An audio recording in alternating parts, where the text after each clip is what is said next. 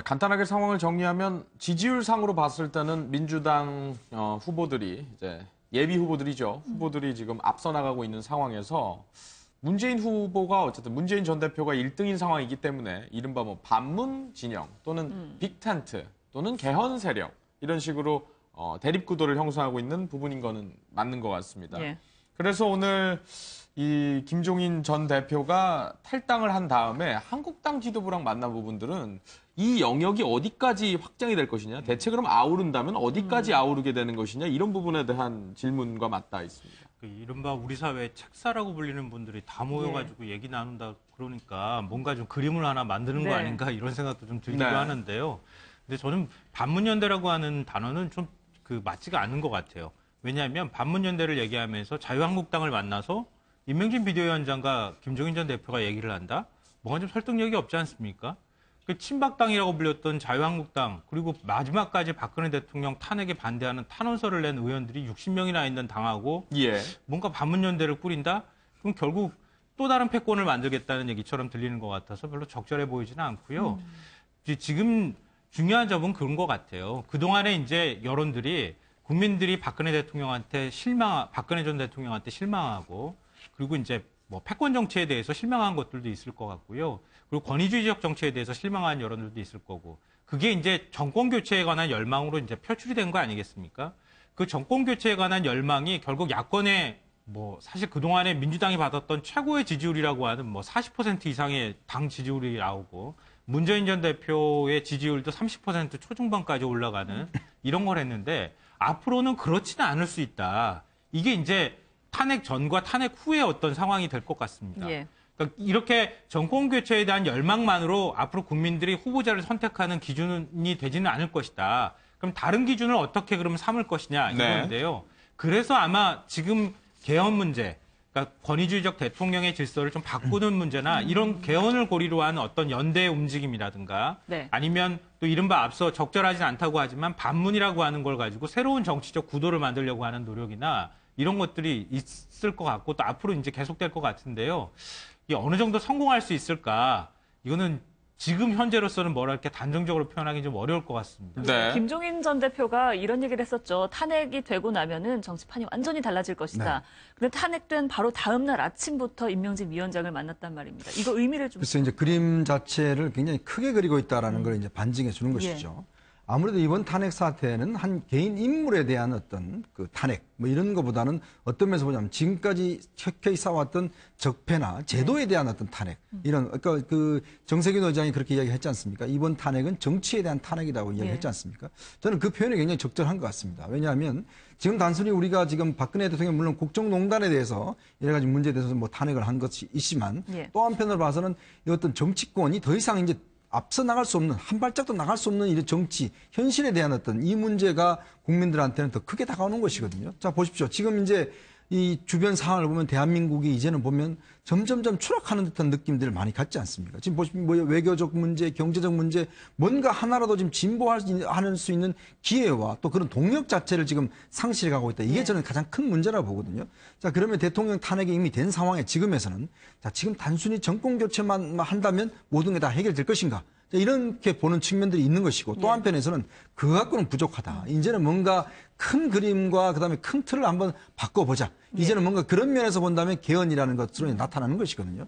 아마 김종인 전 대표가 그리고 있는 그림이 바로 거기에 있는 것 같습니다. 즉 국민들 입장에서 볼 때는 대통령에 대해 잘못해서 탄핵을 하면서 우리가 헌법의 가치를 이야기를 했지 않습니까? 그러면 정말 우리 사회가 한 번 더 업그레이드하기 위해서는 새로운 프레임과 새로운 질서를 만들어야 된다. 그런 측면에서는 지금에 있는 자유한국당 내에서도 정말 이 박근혜 대통령과 함께했던 이 친박들은 좀 제외하고 그런 사람들은 정말 배제를 하고서 좀 합리적 보수와 이런 그다음에 중도 보수 이런 사람들이 묶어서 대한민국을 한번 새롭게 만들어 보자 이런 취지로 지금 이제 설득 작업을 좀 하고 있는 것이고 거기에 자기가 중심에 서 있는 것이 아닌가라는 저는 그런 해석을 해봅니다. 저희가 어떤 뭐 프레임을 더 씌우려는 건 아니지만 어쨌든 지금까지 흘러온 정치의 정치사를 좀 봤을 때는 영역과 어떤 명분의 영역 이런 것들이 있습니다. 그러니까 보수 중도 후보가 그럼 탄생하는 것이냐 아니면 뭐 중도 진보 보수가 탄생하는 것이냐 아니면 다 갈라져서 나오는 것이냐 이런 부분들에 대한 관심이 좀 있는 것 같습니다. 의견이 있으시면 사실 네. 지금 이제 자유한국당까지 포함해서 이제 빅텐트를 꾸린다는 건 지금 국민들이 받아들이기 조금 힘든 상황인 것 같아요. 왜냐하면 지금 박근혜 대통령이 탄핵된 상황에서 자유한국당과 함께 연대를 할 수 있는 세력, 뭐 바른정당이 같이 할 수 있겠어요? 국민의당이 같이 할 수 있겠어요? 그러니까 지금 아까 말씀했던 것처럼 자유한국당 내에서도 뭐 합리적 보수라고 할 수 있는 분들, 이번에 뭐 박근혜 대통령의 탄핵에 뭐 반대를 이렇게 앞장서서 하는 분들을 제외하고 예. 나머지 분들을 좀 모아서 한간 모르겠지만 그게 당을 쪼개지 않는 한 또 현실적으로 쉽겠습니까? 그러니까 저는 물론 지금 김종인 대표는 반문연대 개헌을 고리로 해서 큰 텐트를 만들어서 대항하는 게 지금 현실적으로 가장 타당하다. 그거는 선거과학적으로 보면 당연히 그게 당연한 거죠. 만약에 저쪽에서 2명이 나오면 이쪽 더불어민주당 후보가 100% 당선될 가능성이 높기 때문에 한 명만 나와야 된다는 취지로 말씀하시는 것 같은데요. 저는 이제 개헌과 관련해서는 당연히 개헌을 해야 된다는 입장입니다. 저도. 예. 지금 87년 헌법체제로 이 탄생한 이 비정상적인 제왕적 대통령 제도를 변화는 해야 하나 현실적으로 시간이 없잖아요. 그러니까 이번에 이제 대통령 선거를 하기 전에 대선 전에. 개헌 과정까지 거쳐가면서 대선을 치른다라는 건 제가 보기엔 현실적으로 좀 불가능할 것 같고, 그러니까 뭐 더불어민주당 후보건 아니면 지금 뭐 저 빅텐트 안에서 나오는 후보건 간에 예. 이 대선 이후에 어떻게 하겠다라는 그 로드맵을 제시하는 게 가장 중요하지 않을까. 그러니까 지금 현재 개헌을 하자고 뭔가 세력을 모으는 거는 지금 시점에서 그렇게 바람직하다는 느낌이 들잖아요. 최종 변호사께서도 어떤 네. 법률가의 입장에서 평가해 주신다면. 그렇습니다. 사실 이분 같은 경우에는 사실 이 김종인 전 대표가 나오면서 그냥 비문으로 한정 지은 것은 전 아니라고 봅니다. 예. 이른바 개헌을 연대를 고리로 한 비패권 연대를 얘기를 하고 있죠. 한마디로 패권 지역이라고 할 수 있는 친문 그리고 친박 이와 같은 극단적인 그 층을 제외한 다음에 바른정당 그리고 국민의당 그리고 일부는 이 한국당까지 아우를 수 있다는 점에서 의미가 있는 건데 사실 제일 처음에 만났다는 그것이 국민의당이나 아니면은 그 바른정당이 아니고 한국당이랬다는 점에서 예. 상당히 의미가 크다라고 저는 생각하는데요. 어떻게 보면 일반적으로 얘기하듯이 국민당과 바른정당을 먼저 규합한 다음에 최후의 대상을 한국당이라 생각을 했었는데 그것이 아니고 오히려 오른쪽부터 해서 왼쪽으로 쭉 가는 중도로 가는 그런 전략을 했다는 점에서 현재 지금 한국당 말이 좀 어렵습니다. 한국당을 어떻게 보면은 그 보수의 적통으로 생각을 하는 것이 아닌가. 그렇게 해서 오히려 바른정당으로 이렇게 연결을 하려고 하는 그런 모습을 보인다는 점에서, 앞으로 있는 그 두 가지가 관건이 될 것인데 시간이 없다는 것. 결국 그 시간은 얼마나 이 문재인 그 전 대표가 리더십을 가지고 규합을 할 수 있는지 이 두 개의 어떤 삼각 함수 속에서 과연 이것을 한 큰 텐트로 이끌어낼 수 있을지는 그리 오래 긴 시간은 걸리지 않을 거라 저는 그렇게 생각을 근데 합니다. 아마 선택가. 제가 볼 때는 좀 흔들려는 의도가 있는 것 같아요. 어. 일단 이제 김종인 대표가 저렇게 이제 그 임명진 위원장을 만남으로 해서 자, 당신들 뭐 하냐? 이제 선택을 해야 될 거 아니냐? 기본적으로 이제 지금 대통령이 탄핵된 마당에 어떻게 그 세력과 같이 갈 거냐? 아니면 새로운 걸 할 거냐? 결단을 내려라. 지금 살 길이 뭐냐? 예. 저는 아마 그런 압박들을 좀 했을 것 같아요. 그런 면에서 본다면 지금 임명진 위원장의 스탠스를 보면 친박들과 좀 다르잖아요. 예. 그러니까 지금 임명진이 고난을 갖고 있지 않습니까? 네. 그러면 지금 최근에 한 60몇 명이 이제 대통령 탄핵 반대하는 걸 이제 서명을 했지 않습니까? 자, 그러면 여기서 뭔가 이제 좀 일도단란해서 뭔가 이제 좀 사이를 뚫어놓고 그 다음에 뭔가 좀 하려고 하는 그런 아마 첫 번째 어떤 의도가 있었지 않나라고 좀 해석을 해봅니다. 근데 뭐 예. 그러려면 뭐 낮은 수준의 연대라든지 또는 뭐 통합을 위시로 한 당의 뭐 합침이라든지 이런 것들이 있어야 되는데 자유한국당도 이름 바꾼 지 얼마 안 됐고 바른정당도 생긴 지 얼마 안 됐잖아요. 지금 다 얼마 안 됐죠. 그냥 하나로 그냥 다 섞을 거냐 아니면 따로따로 할 있는데 거, 예. 그걸 이제 고리로 하나로 이렇게 예, 예. 느슨하게 묶을 거냐의 어떤 차이가 있을 것 같긴 네. 한데요.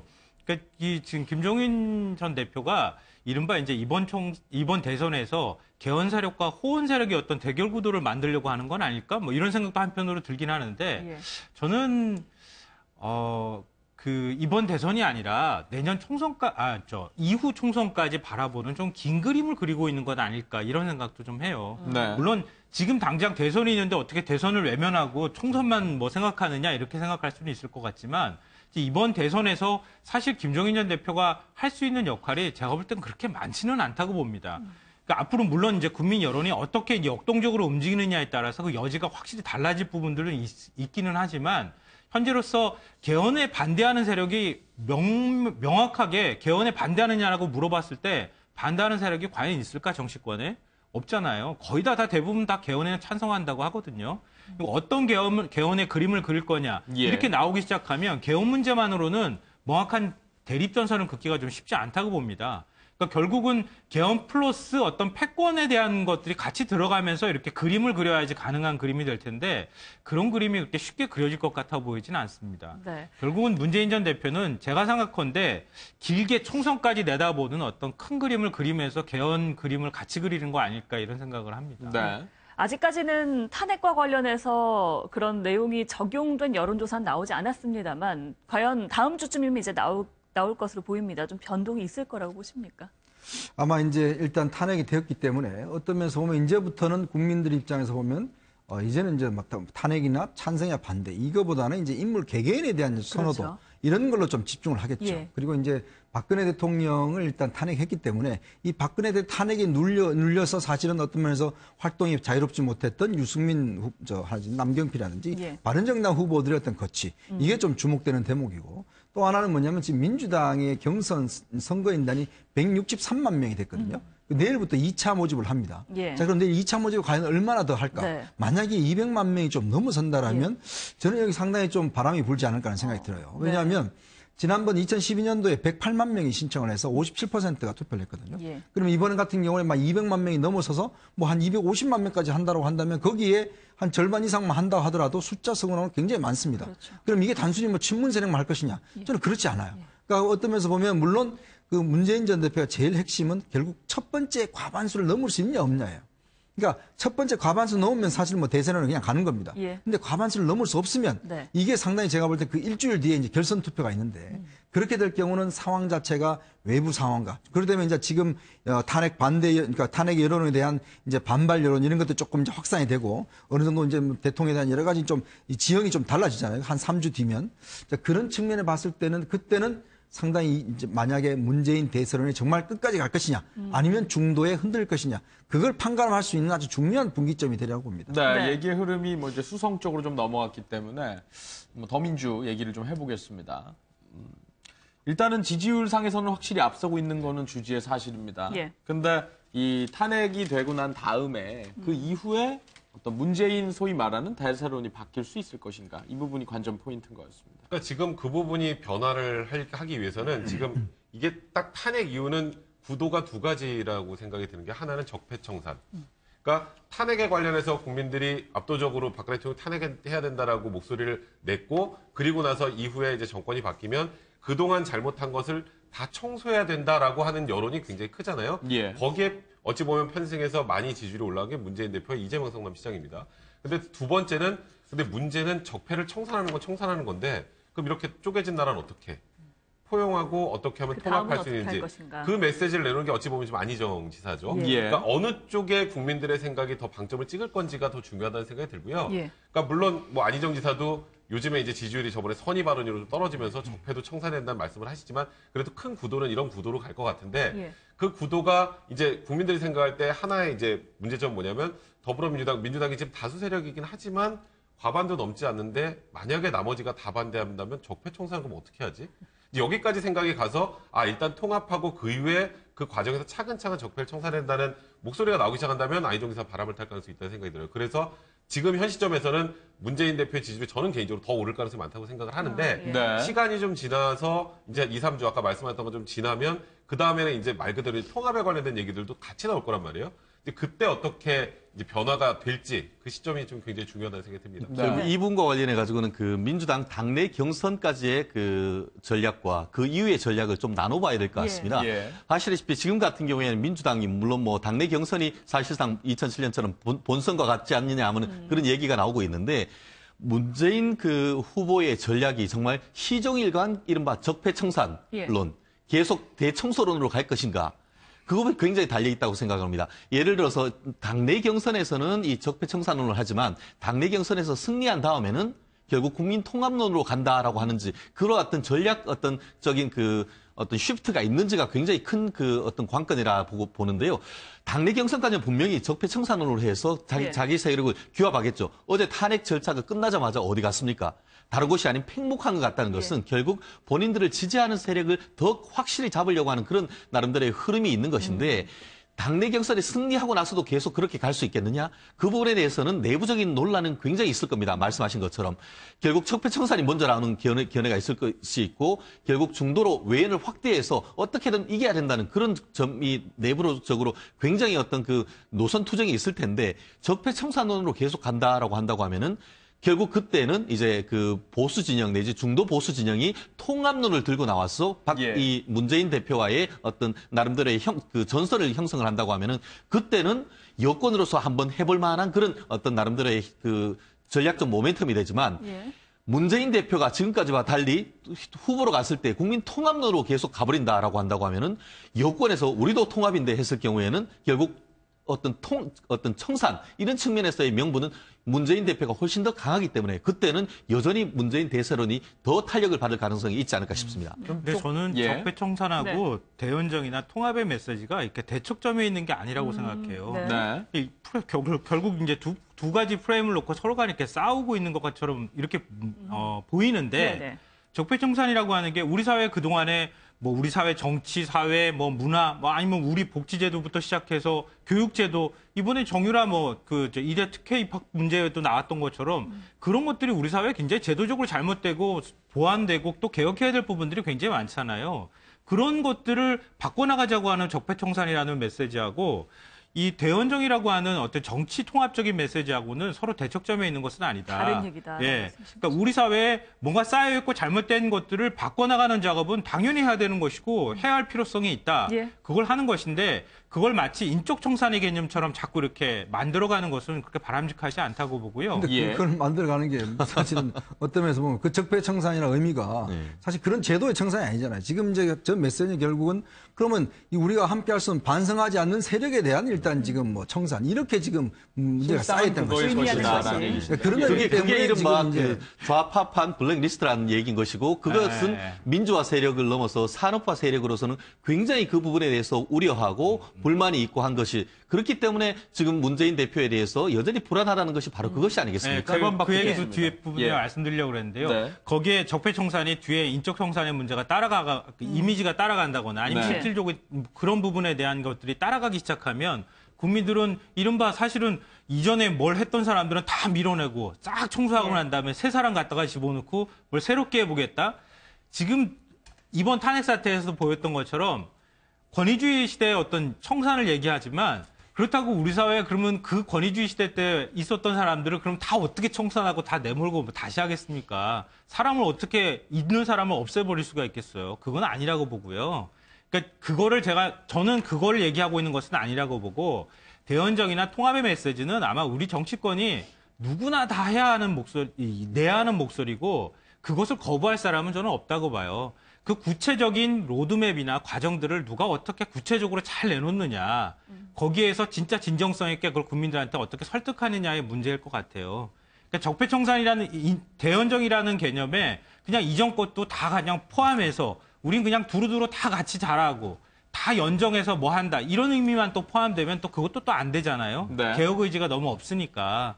그러니까 그래서 뭐 두 가지 의미가 그렇게 대척점에 있는 것은 아니라고 저는 생각합니다. 이 의원 말씀부터 듣고 그렇게 되면 참 좋은데 뭐 그렇게 되면 사실은 뭐 서로 좋은 거죠. 근데 지금 이제 이야기하고 있는 적폐청산의 어떤 분명한 타깃은 분명히 있습니다. 그건 뭐냐면 결국은 구세대 지금 뭐 박근혜 정권 세력 여기 동조했던 사람들 이런 사람들에 대한 일단 배제의 것이거든요. 그러니까 지금 안희정 지사가 이야기하는 것은 그것까지도 포함하겠다는 거였잖아요. 이제 결국 뭐냐면 이제 기존에 있는 기득권과의 싸움이기 때문에 그런 분들이 지금 불안해하고 있고 이렇게 이제 뭐 정말 이렇게 정권이 바뀌면 나는 어떻게 될 것인지 이런 걱정들 때문에 이제 태극기 집회도 나오고 안보 걱정하고 뭐 이런 상황 아니겠습니까? 그러니까 그런 부분에 대한 메시지가 일단 지금 어떤 면에서 문재인 전 대표가 이야기를 하고 안 있는 것이 왜냐하면 이게 경선에 이제 만약 이걸 이야기를 해버리면 경선에 불리할 수도 있잖아요.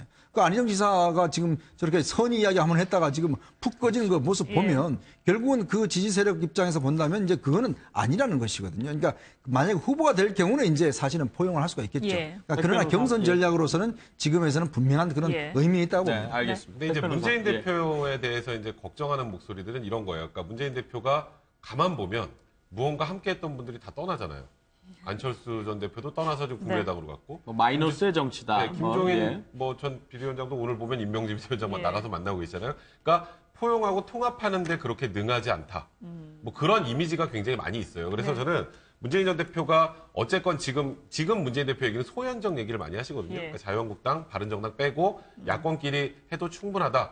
물론 그렇게 되면 충분한데 과연 국민의당이 그걸 들어줄 가능성이 있을까에 대한 의구심이 많이 있는 거예요. 예. 그러다 보니까 문재인 전 대표가 그 이미지를 바꾸지 못하면 결국 문재인 대표를 좋아하는 사람들 중심으로 굴러갈 수밖에 없고 그러면 결국 국회에서 숫자가 부족하게 될 거고 그러면 본인이 말씀하시고 계시는 적폐청산도 제대로 못할 가능성이 많기 때문에 문재인 대표가 가장 주력해야 되는 부분은 저는 오히려 선명성을 강조하는 것보다는 포용하는 모습을 자꾸 보여주는 것. 네. 그게 문재인 대표에게도 그렇고 문재인 대표를 대통령으로 지금 뽑아야 되겠다고 생각하는 지지하는. 분들 그리고 지지하지 않는 분들에게도 예. 굉장히 중요한 메시지가 아닐까 저는 개인적으로 생각이 좀 듭니다. 네. 그렇습니다. 좀 전에 말씀하신 것처럼 그 대통합과 이 적폐청산이 양립 불가능한 것이 아니다라고 하지만 현실에서 봤을 때 당 내에서조차도 안 지사가 그와 같은 대연정을 얘기를 하니까 정말 문재인을 지지하는 분들이 문자 폭탄을 보내고 그와 같은 하는 것을 모습을 본다고 하면은 그것이 과연 야권 대 여권이라고 이렇게 큰 틀에서 봤을 때 그 부분이 과연 이론적으로 하라니 현실에서 그것이 양립 가능한가에 대해서는 국민들이 굉장히 불안해하는 것이죠. 특히 이제 그 문재인 후보 같은 경우에는 단순히 적폐청산을 넘어서 뭐라고 합니까? 대청소를 한다고 하죠. 예. 청소는 뭐 합니까? 쓰레기를 보내는 겁니다. 그렇다고 하면은 우파에 있는 사람들은 우리는 쓰레기냐 이런 어떤 그런 반감이 심리적인 반감이 있는 겁니다. 그러니까 우리나라에 진짜 60일 이내에 대통령이 될 수도 있는 그런 분이 어떤 절반에 있는 사람들을 쓰레기 마냥 취급을 한다고 하면은 그런 부분에 대해서는 정말 그 우리 백 변호사님 말씀하는 것처럼 정말 대통합의 이미지 얘기를 하는 것과는 별도로 어떤 개혁을 하겠다는 것은 별도로 용어 하나하나에도 조금 더 큰 어떤 의미를 부여하는 것이 조금 더 합당한 태도가 아닌가 저는 생각을 합니다. 지금 네. 말씀하신 내용을 문재인 그 캠프에서 꼭 들었으면 좋겠다 이런 생각을 하는데요. 그러니까 저는 문재인 전 대표가 그런 의도에서 청소라는 개념을 사용했을 것 같지는 않아요. 또 그렇게 사용했으리라고 생각하지도 않고 가능하지도 않다고 봐요.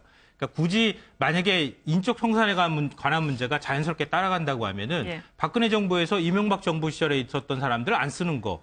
뭐 그거랑 비슷한 개념 아닐까 싶은 생각이 들고요. 그러니까 지금 대연정이라는 개념도 우리 정치에 있어서의 대연정의 개념을 얘기하는 거지 정부를 구성하는 데 있어서 대연정을 얘기하는 것까지는 아직 진화하지 못한 것 같아요. 그러니까 일반적으로 서구에서 얘기하는 것처럼 대연정을 하게 되면 당연히 강요 자리도 주고 총리도 다른 당에 있는 상대편 당에 있는 사람도 임명하고 이렇게 해야 되는데 안희정의 대연정은 아직까지 거기까지 진화한 것 같아 보이진 않거든요. 아직 그런 언급도 하지 않았고요. 그러니까 정치에 있어서의 대연정의 문제와 정부를 구성하는 문제를 좀 혼동해서 약간 양자를 섞어 놓으면은 이건 누구 한쪽 편을 막 청소하는 것 같고 막 이런 느낌으로 받아들여지는 것 같다. 그런 생각이 들고요. 말씀하셨던 내용들이 다 우려되는 점이라고 생각해요. 그건 저도 인정해요. 그러니까 이것도 이렇게 말씀드리면 제가 혹시 문재인 캠프 소수 사람 아닌가 오해하실 것 같은데 전혀 아닌데요. 차원에서. 네, 전혀 관계없는 사람인데요. 네. 그러니까 그런 이미지가 국민들한테 만들어지고 있다고 하는 점은 대단히 우려스러운 점이고 만약에 지지율 1위가 그런 지지율 1위로서의 역할 그리고 또 그 지지율을 계속 유지하기 위해서는 이런 우려되는 점을 어떻게 불식시킬 수 있을 것인가 이런 것들을 굉장히 큰 숙제로 안고 해결을 좀 해야 될 것 같습니다. 네, 그러니까 1위 주자로서 어떤 주목받는 부분들에 네. 대한 어떤 정치 프레임이 짜여지고 있는 부분이 있는 것이고 그에 따라서 그 어떤 메시지가 사람을 겨냥한 것이냐 타깃이 또는 체제를 좀 더 폭넓게 겨냥한 것이냐 이 부분에 대한 해석차가 조금 있는 것 같습니다. 국민의당 얘기도 조금 해보겠습니다. 네. 예, 대표적인 주자는 이제 뭐 안철수 전 대표가 되겠죠. 물론 손학규 고문도, 손학규 의장도 있고요. 네. 지금 안철수 전 대표의 발언을 좀 보면 뭐 탄핵 후에 차기 대통령 지지도가 정확하게 반영될 것이다. 그 얘기인즉슨 뭐 본인에게 조금 유리한 유리하게 쪽으로 될 것이다. 라는 그런 전망인 주장에는 거죠. 뭐 동의하십니까?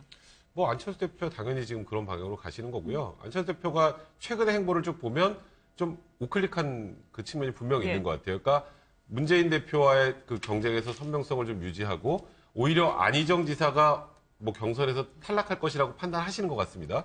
그러면 안희정 지사의 지지율과 문재인 대표의 지지층은 조금 달라요.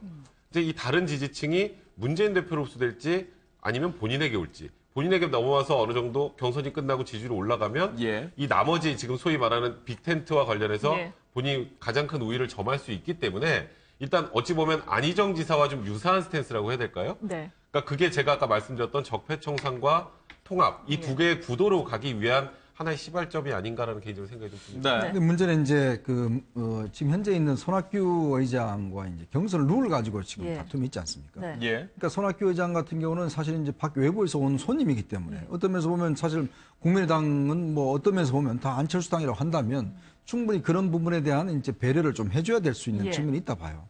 근데 문제는 지금 이제 이런 것 움직임과는 달리 지금 이제 어떤 장외에서 지금 텐트를 치려고 하는 움직임이 있잖아요.